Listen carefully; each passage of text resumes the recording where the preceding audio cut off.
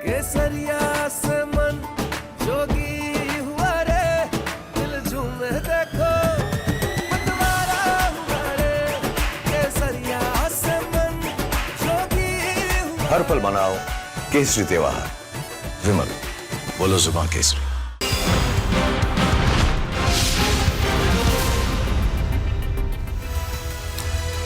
नमस्कार, बहुत स्वागत है आपका। मैं हूं आपके साथ विवेक। स्वतंत्रता दिवस की बहुत सारी शुभकामनाएं आपको। शाम के बज गए हैं 5 और वक्त है मास्टर एंगल खबरों का, उसे समझाने का। शुरू करने जा रहे हैं मास्टर स्ट्रोक। और आज सबसे पहले बात करेंगे आजादी के सबसे बड़े उत्सव की।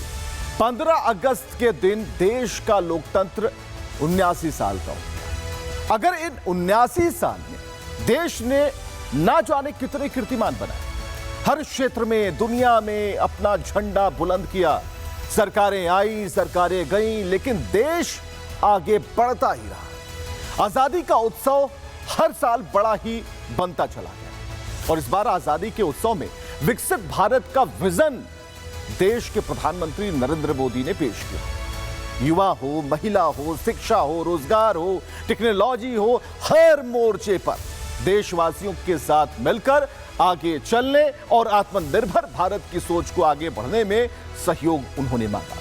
लेकिन ऐसा लग रहा है कि जिस सहयोग की मांग प्रधानमंत्री कर रहे हैं, उसकी उम्मीद विपक्ष से करना बेमानी है। क्योंकि भाई, हमारा विपक्ष मोदी विरोध के दलदल में इतना धंस गया है कि उसे इल्म ही नहीं कि वो देश के प्रतीकों और देश के सम्मान का भी ध्यान नहीं रखता। 15 अगस्त जैसे उत्सव पर तो उसने सारी हदें ही पार कर दी और कुछ ऐसा कर दिया जिसकी उम्मीद शायद आपने भी, हमने तो बिल्कुल नहीं की, और राष्ट्रगीत का अपमान कर दिया इसने। लेकिन देश के युवाओं को पता है कि देश का अपमान और सम्मान किस में है। तभी तो झारखंड के युवाओं को वहां की सरकार को नींद से जगाने के लिए हाथ में तिरंगा लेकर रैली निकालनी पड़ी, हक की आवाज बुलंद करनी पड़ी और उन्होंने बताया कि स्वाधीनता दिवस का असली सम्मान करना क्या होता है। चलिए,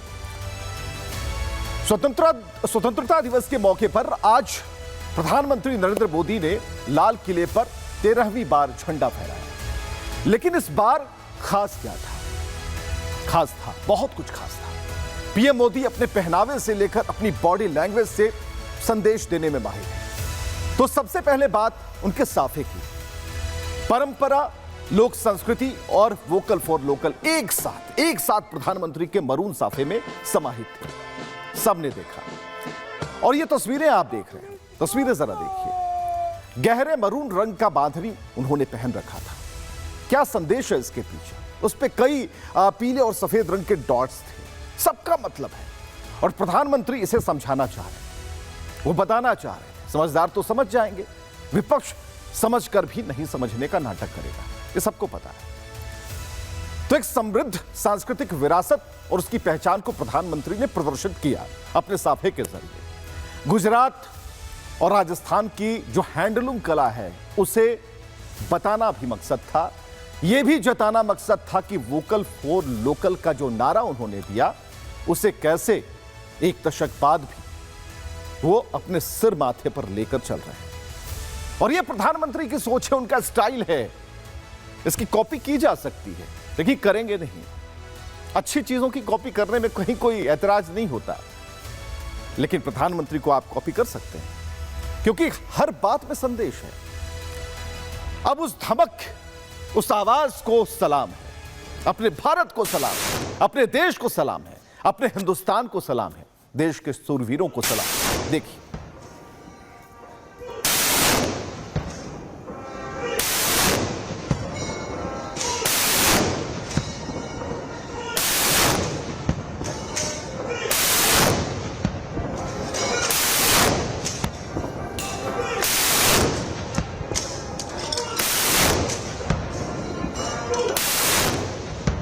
तो 21 तोपों की सलामी ये बता रही है हमारा शौर्य, ये परिचय है भारत का और एक संस्कृति बन चुकी है। यानी कि जब आप राष्ट्रगीत गाते, राष्ट्रगान आपकी जुबान पर होता है, तो हर एक तोप की गर्जना आपको पूरा सम्मान देती है, गर्व महसूस कराती है।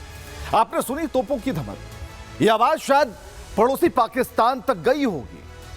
अब पीएम मोदी के भाषण को डिकोड जरा कीजिए, क्या उन्होंने कहा है, क्योंकि जरूरी यह समझना कि देश के प्रधानमंत्री किसी संकल्प के साथ देश को परिभाषित करना चाहते हैं, लेकिन इसमें भी बहुत कुछ खास था। मसलन अर्बन नक्सल से लेकर देश के भीतर घातियों पर प्रधानमंत्री ने लाल किले से प्रहार किया और देश के विकास की सप्तधारा को प्रवाहित भी किया। देखिए,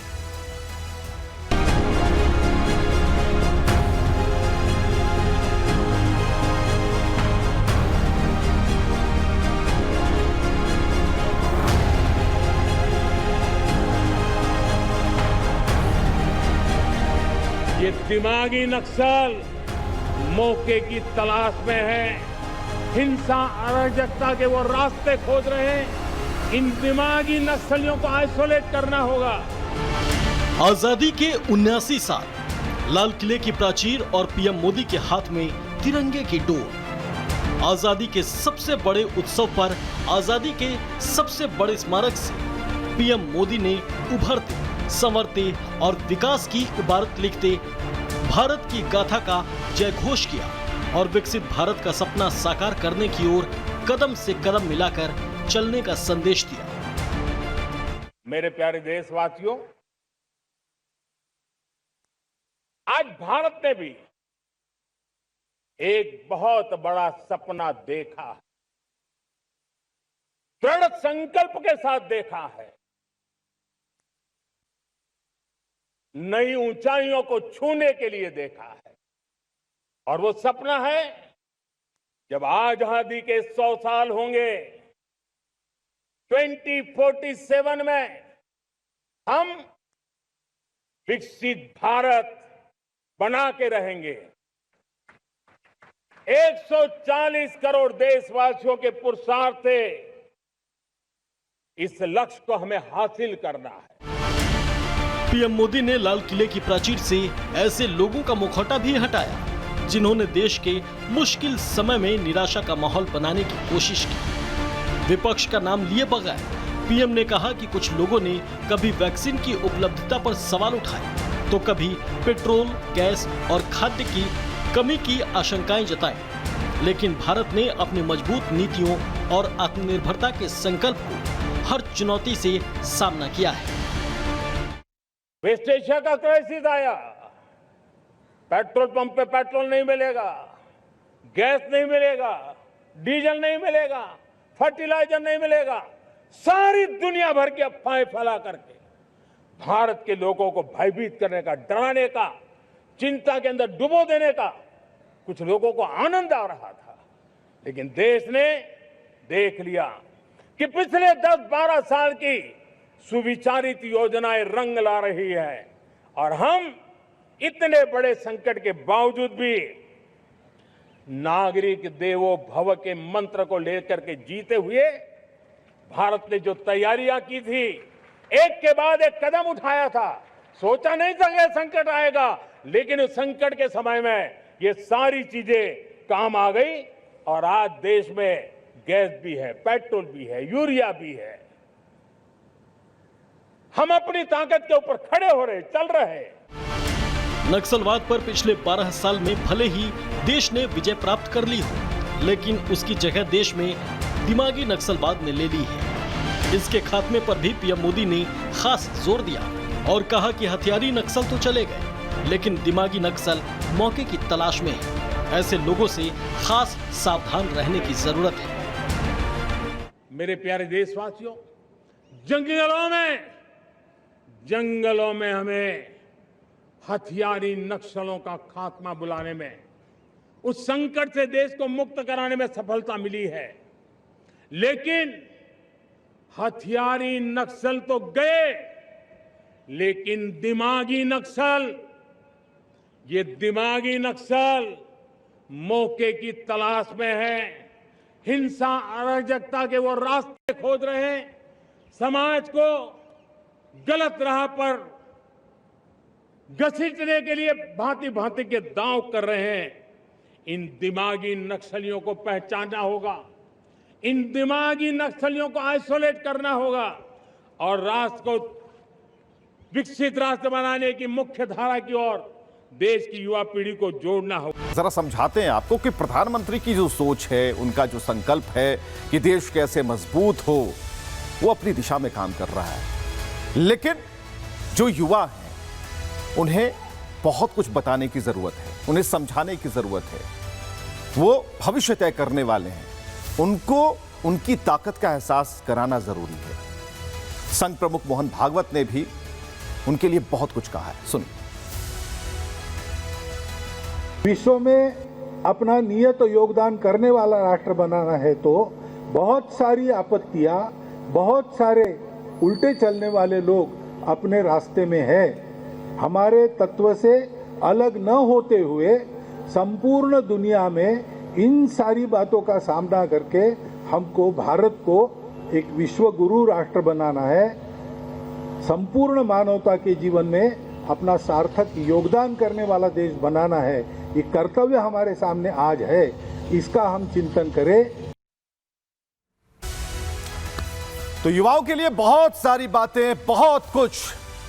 और इस बार के स्वतंत्रता दिवस समारोह में प्रधानमंत्री हो या हर वो बौद्धिक व्यक्ति, वो संदेश दे रहा था। लेकिन क्या हुआ इसके बाद, वो चैप्टर जरा खोलते हैं। ये देखिए, राष्ट्रीय गीत वंदे मातरम के 150 वर्ष पूरे होने के उपलक्ष्य में लाल किले पर पहली बार औपचारिक तौर पर सामूहिक रूप से इसे गाया गया। 190 सेकंड सांस्कृतिक गौरव, बड़ा प्रतीक। लेकिन कांग्रेस को कोई फर्क नहीं पड़ता। मल्लिकार्जुन खड़गे हो, देखना चाहिए उन्हें, रुक कर देखना चाहिए। जरा देखिएगा, जैसे कहते हैं कि हरि अनंत हरि कथा अनंता, तो आपकी पार्टी भी उनके जो कारनामे हैं, उनकी फहरिस्त है, वो अनंत है। और तो और 15 अगस्त का ही दिन मिला था आपको ये हरकत करने के लिए। पूरे देश ने देखा कि मॉनसून सत्र जिसे विपक्ष ने बर्बाद किया, अपने हंगामे के आगे सदन की मर्यादा तार तार कर दी। एक एक तस्वीर जरा देखिए, वंदे मातरम का गान हो रहा था कांग्रेस मुख्यालय। और देखिए, अभी तो 50 सेकेंड भी नहीं बीते थे, लेकिन 50 सेकेंड के अंदर ही उथल पुथल मच गई। अरे भाई, इतना लंबा कैसे लंबा बच सकता है? सोनिया गांधी को आपत्ति हो क्या रहा है? आज से पहले तो हुआ नहीं। और देखिए, समझाने के लिए पीछे से एक व्यक्ति को बुलाना पड़ा। पहले वो व्यक्ति राहुल गांधी के कहने पर आता है, फिर मल्लिकार्जुन खड़गे के पास जाता है, फिर सोनिया गांधी को समझाता है। हो क्या रहा है इस देश में? ये क्या हो रहा है पता ही नहीं है। अरे आप तो लोकतंत्र के उस मंदिर में मौजूद थे जब हो रहा था, जब कानून बन रहा था, वंदे मातरम को सम्मान देने की बातें हो रही थी। और कैमरे पर इशारा क्यों कि मत लीजिए, फोटो बंद कीजिए, क्यों? तो कांग्रेस कार्यालय में जैसे ही वंदे मातरम शुरू हुआ, सब कुछ ठीक चल रहा था। लेकिन जैसे ही 2 छंद खत्म हुए, वैसे ही गहमा गहमी शुरू हो गई। भिन्न भिन्न की आवाजें आने लगी, जैसे मक्खियां भिन भिनाती हैं। सावधान की मुद्रा चर्चा की मुद्रा में तब्दील हो गई। कभी आंखों से, कभी चेहरों से, कभी इशारों से, कभी उंगलियों से बातें हो रही थी। हो क्या रहा, यही पूछा जा रहा था। देखिए सोनिया गांधी को, आप देखिए, 2 छंद पूरे हो गए। सोनिया गांधी अपने पास खड़े कांग्रेस अध्यक्ष खड़गे से कुछ बुदबुदाने लगती हैं। ये क्या, शायद यही पूछ रही होंगी कि कांग्रेस खेमे में इतना लंबा बृहत अंदाज में ये वंदे मातरम थोड़े ना गाया जाता है। हालांकि आसपास उन्हें समझाने की कोशिश हो रही है, जो लोग हैं आ रहे, लेकिन मैडम सोनिया मानने को तैयार नहीं, बिल्कुल नहीं मानेंगे। ये ठीक नहीं है। इधर दूर खड़े राहुल गांधी भी इशारों में कुछ बताने की कोशिश कर रहे थे, रुक जाओ, अभी मत बोलो। उन्हें समझ में आ रहा था, समझा नहीं पा रहे। या हो सकता है कि समझकर भी नासमझी वाला नाटक चल रहा होगा, क्योंकि नाटक तो बहुत देखे हमने। ये अपमान है सर, वंदे मातरम का घोर अपमान। लेकिन अपमान क्यों? क्या कांग्रेस वंदे मातरम का अपमान करके कुछ बड़ा हासिल करेगी? इस देश का युवा जानता है, लोग जानते हैं। लेकिन इसी से जुड़ी एक और खबर हम आपको दिखा रहे हैं, तस्वीर दिखा रहे हैं। राहुल गांधी के पीए ने जैसे ही हलचल देखी, उन्होंने इशारे में ही अपनी उंगलियों से बताने की कोशिश की। 3 दिखाया, 180 दिखाया, 190 सेकेंड, पूरे 3 मिनट सावधान की अवस्था में रहना है। और यही नियम है, यही कानून है। लेकिन फर्क नहीं पड़ता। हलचल बातचीत में बदल गई, मान मर्दन हो गया। कांग्रेस दफ्तर में कैसे राष्ट्रगीत की सारी मर्यादाओं को तार-तार किया गया, कैसे कांग्रेस दफ्तर में 15 अगस्त के दिन राष्ट्रीय गीत के समय पूरा ड्रामा चला, कभी सोनिया, कभी खड़गे, कभी राहुल, सभी का वंदे मातरम के समय रवैया क्या था और उस पर कैसे ये पूरा सियासी जो माहौल है वो गर्मा गया। रिपोर्ट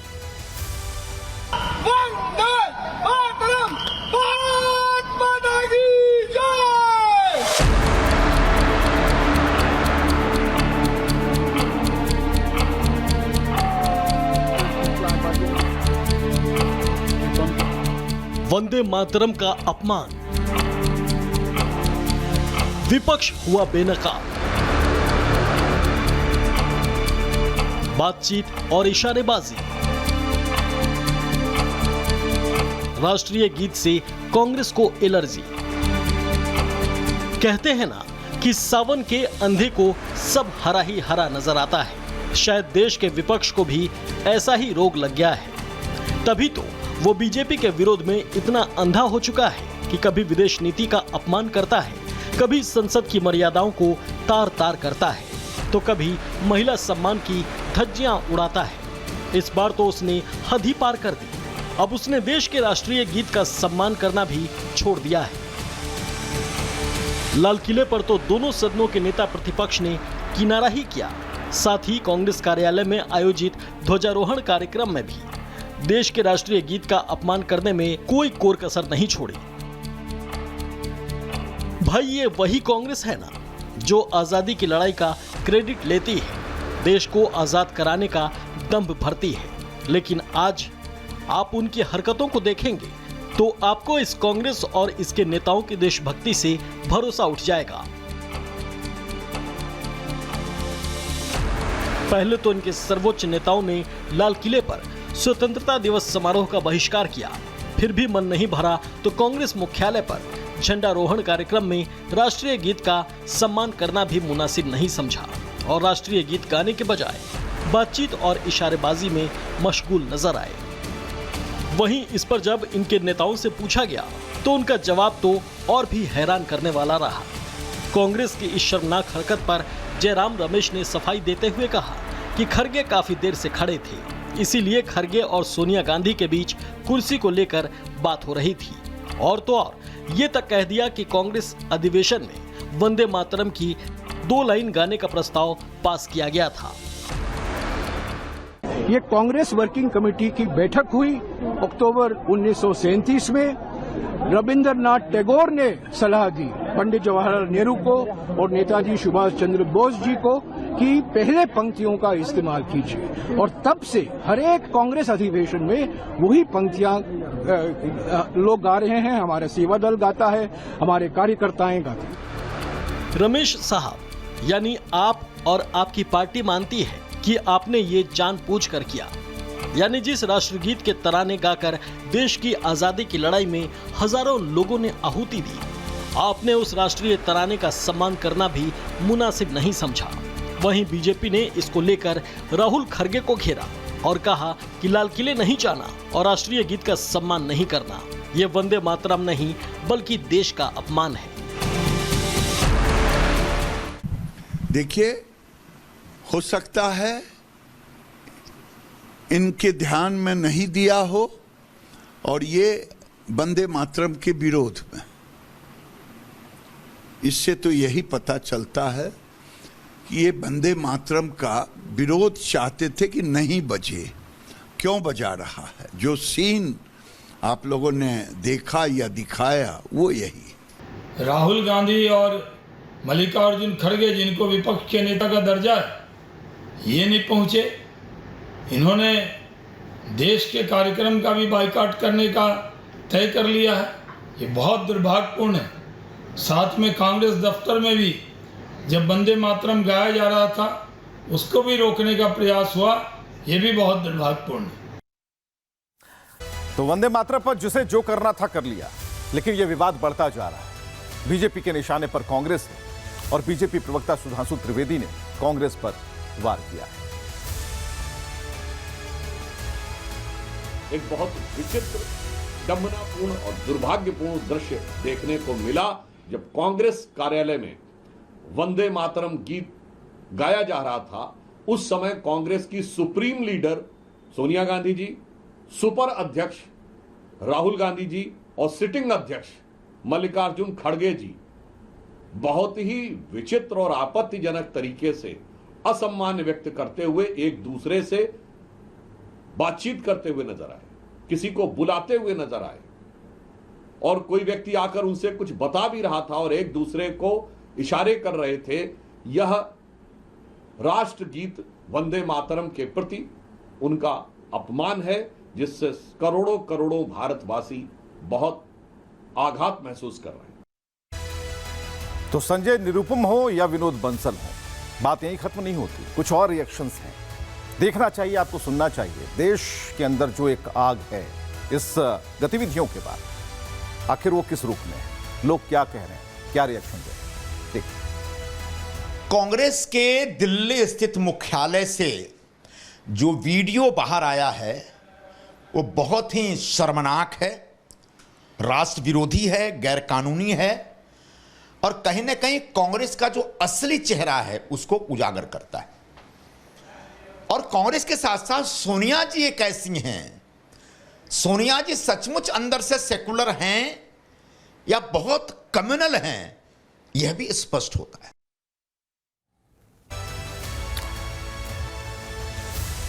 और इतना सारा राष्ट्रीय जीवन मूल्यों के साथ में दंभ भरने वाले कि हमने तो राष्ट्र को आज़ाद किया था और हमारे लोग वीर गति को प्राप्त हुए थे, ये था वो था, उनको वंदे मातरम तक सहन नहीं हुआ। बड़ी विचित्र विडंबना है कि इस वंदे मातरम के अपमान में सिर्फ पार्टी अध्यक्ष या पार्टी की जो सीपीपी की चेयरपर्सन है सोनिया जी, वो शामिल नहीं थी। साथ ही साथ जो रोज़ाना एक लाल कलर का वो जो संविधान की कॉपी हाथ में लेकर घूमते हैं, पूरे देश को जोड़ने की बात करते हैं, वो स्वयं भी तो उन्हीं के साथ खड़े हुए नजर आ रहे थे। और कल जब मिलेंगे तो मास्टर एंगल खबरों का एक बार फिर आपके सामने होगा। शुक्रिया।